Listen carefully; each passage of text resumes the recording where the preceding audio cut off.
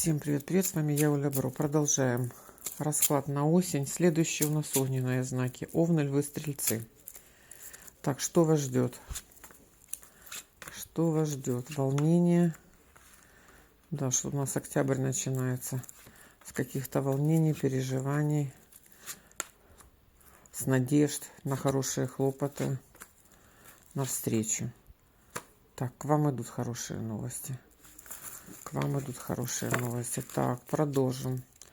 Продолжим. Воздушные близнецы, весы, водолеи. Что вас ждет в октябре? Что вас ждет в октябре? Так, здесь сразу выходят хорошие новости от Лунного короля о встрече. В ближайшее время задержка интереса идет. Задержка, но интерес все равно идет.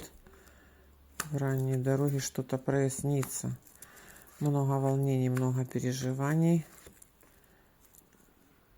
Ну, порадует вас. Возможно, встреча с Бубновым королем или хорошие новости от Бубнового короля.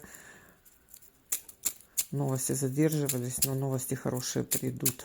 Так, водные, раки, рыбы, скорпионы. Спешу, чтобы вложиться во второй расклад. Так, рыбы, раки, скорпионы. Что вас ждет? Что вас ждет? Так, вас ждет. Что-то у нас месяц связанный с казенным домом. Но тут получается какая-то радость.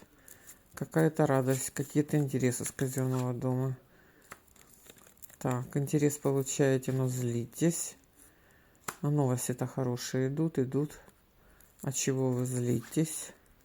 Сами на себя злитесь, что вы сомневались.